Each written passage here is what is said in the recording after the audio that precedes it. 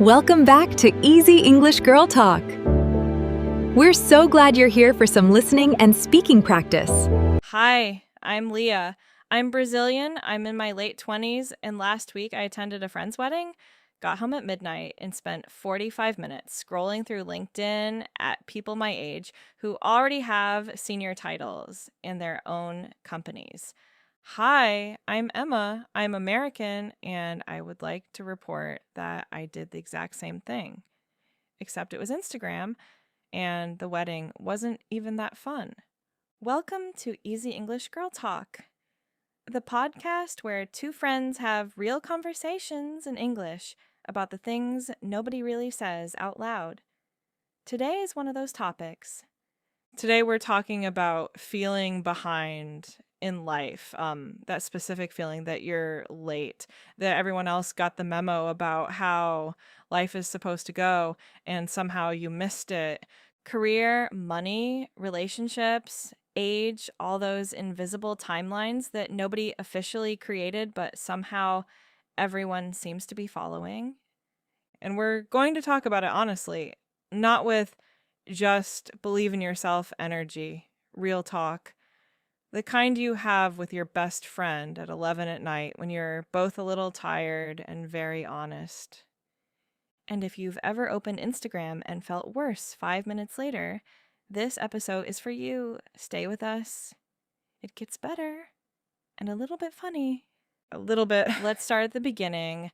What does it actually feel like to feel behind in life? Because I think we all recognize it, but we never really describe it. For me, it's this low-level background anxiety, like a notification that never fully goes away. On good days, it's quiet.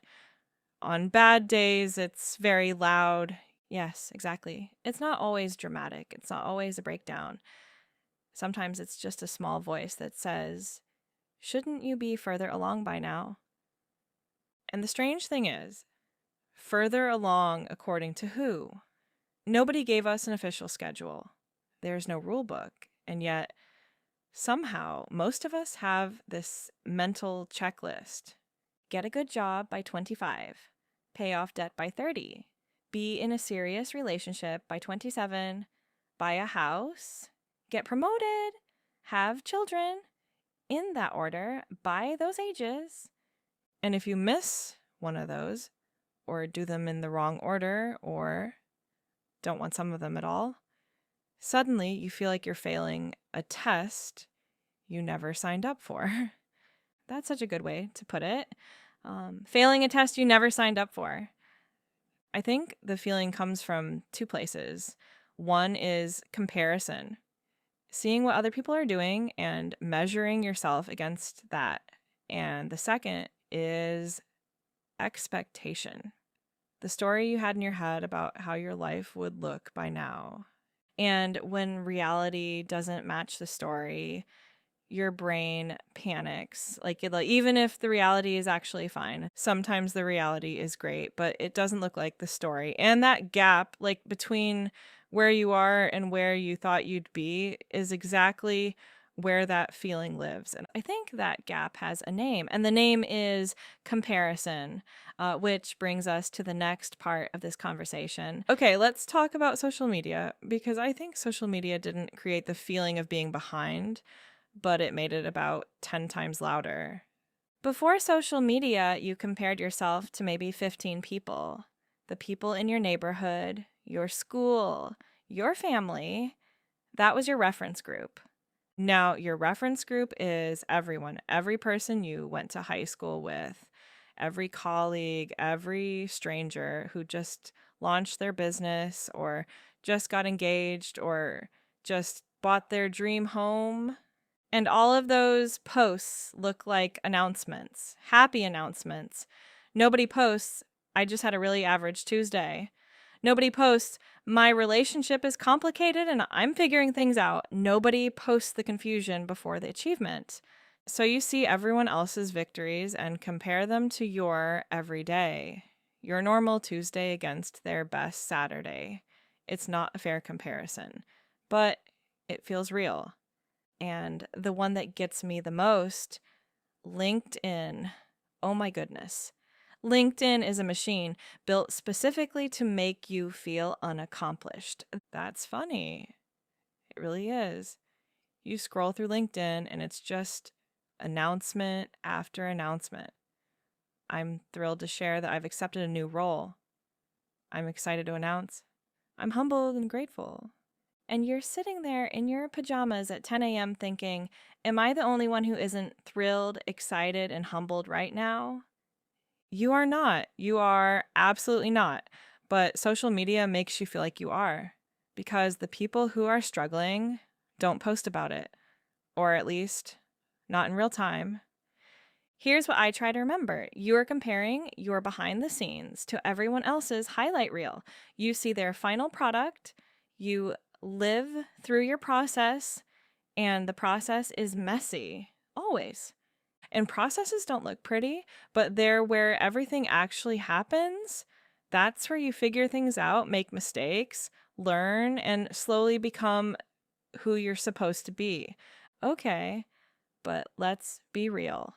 Knowing that doesn't always make it easier, especially when it comes to career and money, which is what I want to talk about next. Career and money, two topics that come with a lot of shame and very little honest conversation, because we talk about careers and money in terms of success. We celebrate promotions, raises, new jobs, but we don't talk about the fear, the confusion, the years when you don't know what you're doing.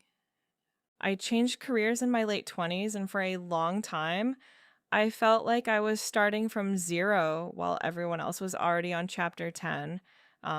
And that feeling was exhausting.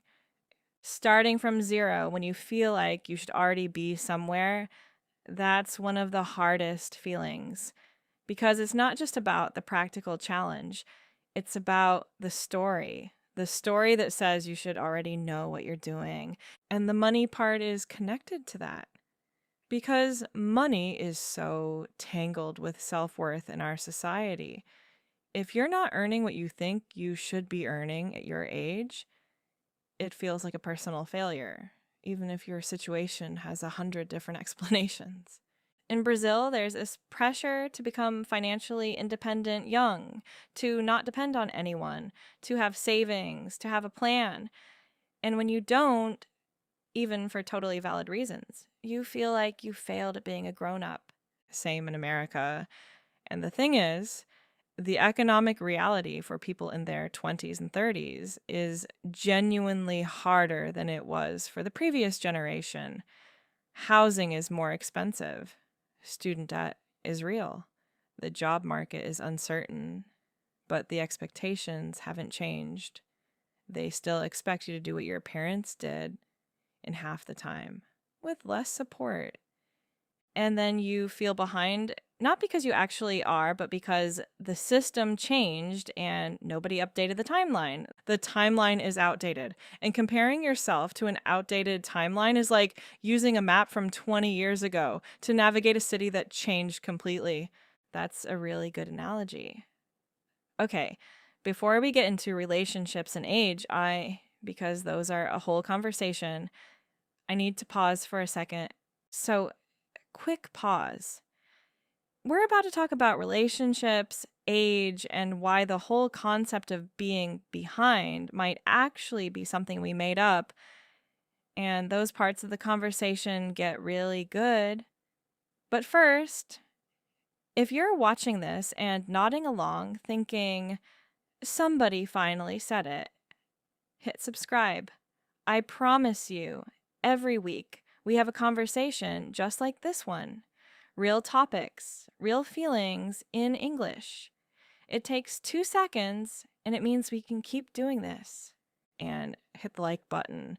It tells YouTube that real people are watching this, and it helps other women who need this conversation actually find it. Think of it as your good deed for the day. You're helping a stranger feel less alone. Very low effort, very high impact.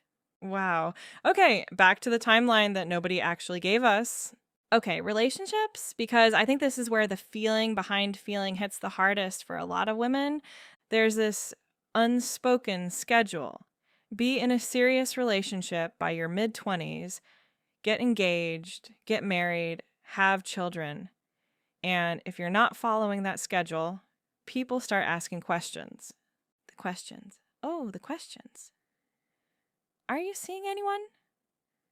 When are you getting married? Don't you want kids? Your biological clock is ticking, usually from relatives, at family dinners, in front of other relatives, at the family dinner interrogation, a universal experience across all cultures, apparently.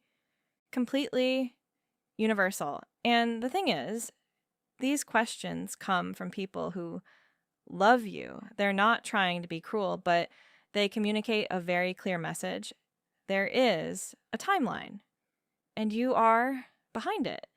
And what makes it harder is that sometimes you're not even sad about where you are in your relationship life. You're actually okay with it. But then someone asks, "Why aren't you married yet?" And suddenly you start wondering if you should be sad about it. Yes, you were perfectly fine until someone planted that seed, and now you're spiraling about something that wasn't even bothering you 10 minutes ago. And if you are sad about it, if you do want those things and they haven't happened yet, that's valid too. Both things can be true. You can want something and still be okay. You can be working on it and still be okay. You can be figuring it out and still be okay. Being in process is okay. That's something I had to really learn. Being in process is not the same as being behind. You are not a late delivery. You are a person living a life in real time. Now, age. Because this connects to everything we've talked about. Turning 30 or 35 or 40 feels like a milestone that carries enormous cultural weight. In Brazil, turning 30 as a single woman with no children and no house, you will hear about it. Not always directly. Sometimes it's just a look. A very specific look from your aunt. Oh my God, the aunt look. I know exactly that look. And I think our generation is the first one that is genuinely questioning whether these age milestones make sense anymore. Because people are living longer, changing careers multiple times, choosing different structures for their relationships and families. The old timeline was built for a world that no longer exists. People are building businesses at 50, having children at 40, going back to school at 35, starting completely new lives after a major change. None of that is behind. It's just a different chapter order. I love that. A different chapter order, not a missing chapter, just a different order. Okay, let's actually challenge this idea that there's a correct timeline. Because I think when you look at real stories, not just motivational posts, but actual history, the right age for things idea completely falls apart. I loved it. Give me examples. Vera Wang didn't start designing wedding dresses until she was 40 years old. Before that, she was a figure skater and then a fashion editor. She's now one of the most famous designers in the world. 40, and she became iconic after 40. Julia Child, the woman who basically taught America how to cook, published her first cookbook at 49. She didn't even learn to cook seriously until her 30s. Her entire career happened after most people's so-called prime. That's incredible. And not just famous people. I think about women I know personally. My aunt went back to university at 42 after her children were grown. She graduated, started a completely new career, and is now the most professionally fulfilled person in my family. And my mom moved to a new city at 50 after a divorce, started completely fresh, and she'll tell you that the second half of her life is better than the first. So where did this idea come from that you have to have everything figured out before 30 or 35? Where did that number come from? Honestly, I think it's a combination of things. Old social structures where life was shorter and faster. Marketing that sells you the idea of youth as the ultimate value. And social media that made everyone's best moments visible all the time.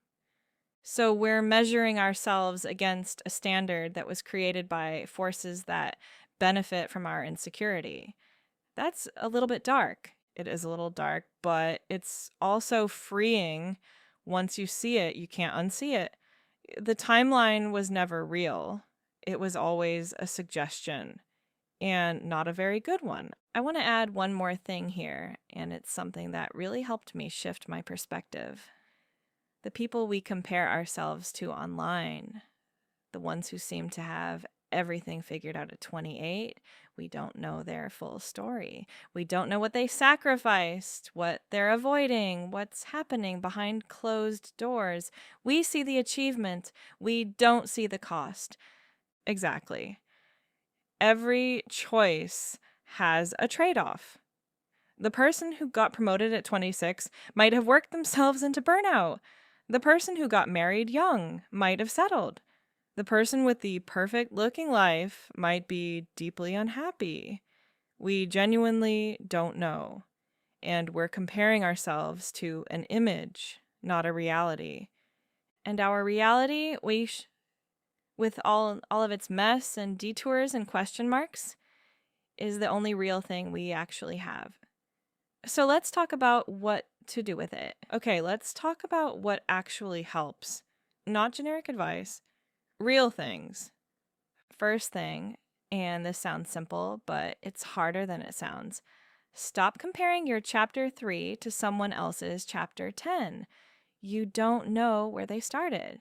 You don't know how long they've been writing their story. You only see the page they're on right now. Related to that, the only comparison that actually helps is comparing yourself to who you were a year ago, not to a stranger online, not to your colleague, to your past self. Did you learn something? Did you handle something better? Did you grow in any way? That's progress, even if it doesn't look like an announcement. Second thing, and this one took me a long time to accept, your path doesn't have to look like anyone else's to be valid. There is no universal definition of a good life. There is your definition, built from your values, your experiences, your personality. And that definition is allowed to be completely different from the person next to you. We spend so much energy trying to live up to a version of life that was never actually designed for us specifically. It was designed for an average, and none of us are an average.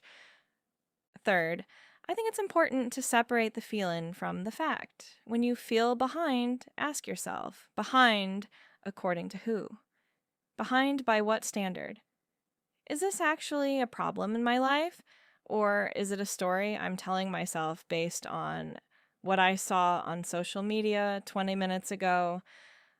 Because a lot of times the urgency isn't real. It's manufactured. And when you question it, really question it, it loses a lot of its power. And the fourth thing, which is the most important and also the most obvious and also the hardest, be kind to yourself the way you would be kind to a friend. If your best friend came to you and said, I feel like I'm behind in life, you would not say, yeah, you kind of are. Like you would say, that's not true. Like, look how far you've come. Like, look at everything you're carrying. Look at how hard you're trying. And we almost never say that to ourselves. We are the harshest critics of our own lives, and we deserve the same compassion we give to the people we love. You are not behind. You are exactly where your specific path has brought you, and that path is yours. It doesn't have to match anyone else's. You are not a late delivery. You are a person living a real life in real time, and that is enough. Before we go, I want to say something to whoever needed this today. You are not falling behind. You are moving forward at your pace, on your path, in your time. And that is not the wrong way to do it. It is just your way. And if someone in your life makes you feel behind with their questions, their comparisons, their helpful observations, that says more about their relationship with timelines than it says about your life. Now, here's what I want you to do in the comments. Tell us one thing you thought you'd have by now that you don't, and one thing you have right now that you never expected. I'll go first in the comments, and I want to read yours. It's going to be a beautiful comment section, I can already tell. And if this conversation made you feel even a little bit less alone, please subscribe to Easy English Girl Talk. Share this episode with a friend who needs to hear it. And leave us a like. It genuinely helps more people find us. Every week we talk about things that actually matter. Real topics from real life in natural English, relationships, self-confidence, pop culture, money, career, friendship, the whole feminine universe. One conversation at a time. Light conversations, real depth, all in English, like talking to your best friend, because that's what this is. Take care, and remember, you are not behind. You're just on your own timeline. On your own timeline.